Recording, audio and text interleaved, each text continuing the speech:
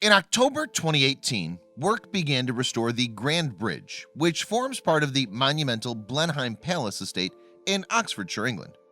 It aims to revive what was long known as the finest view in England.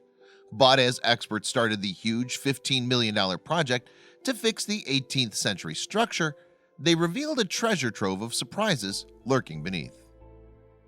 Blenheim Palace is perhaps best known as being the birthplace of British Prime Minister Winston Churchill in 1874. Indeed, it was his father, Lord Randolph Churchill, who first coined the "finest view in England" phrase. However, Blenheim's history stretches back much further than that. Blenheim Palace is the home of the Duke and Duchess of Marlborough. It was gifted to the first Duke, John Churchill, as a reward for his role in winning the Battle of Blenheim against the French in 1704 during the War of the Spanish Succession. In 1708, architect Sir John Vanbrugh designed and executed an ambitious plan.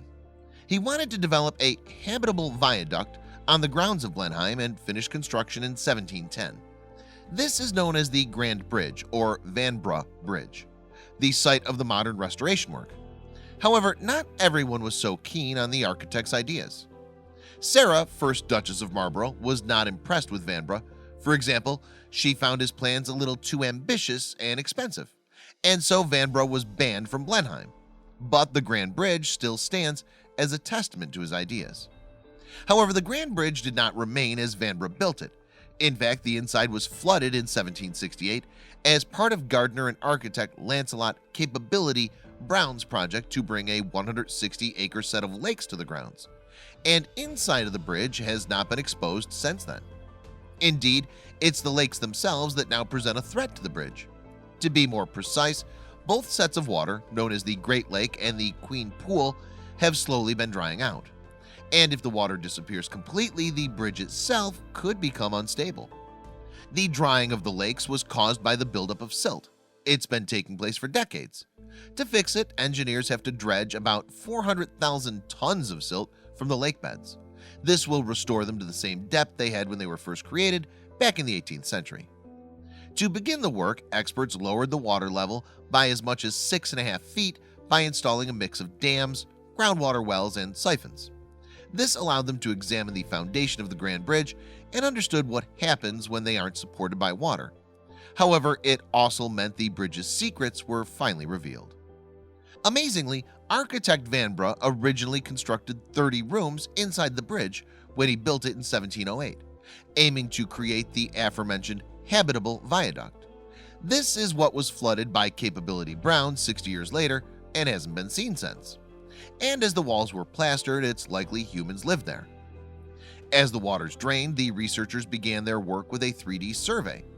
They found the eerie remains of chimneys and fireplaces, stairways and cooking ranges, as well as a windowless chamber that may have been a theater.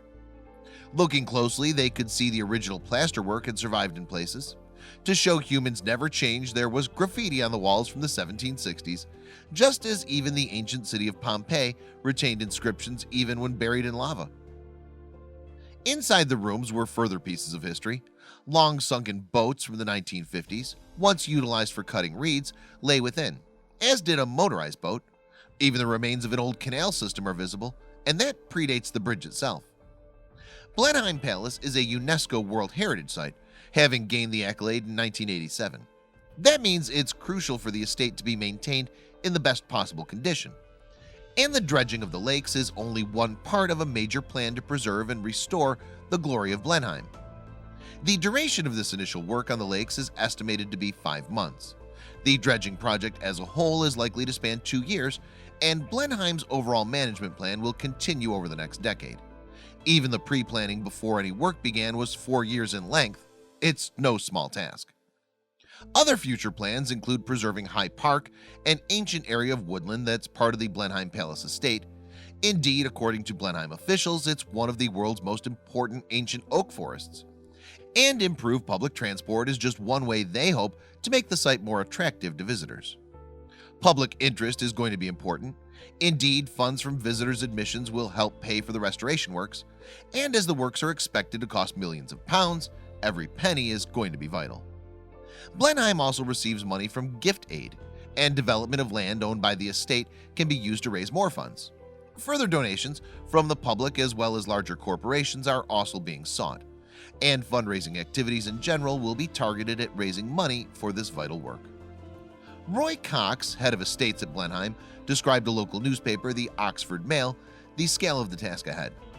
The dredging of Queen's Pool and the repairs to the Grand Bridge are not only our greatest challenge to date, but also mark some of the most ambitious stonework and dredging projects ever attempted in the UK, he said.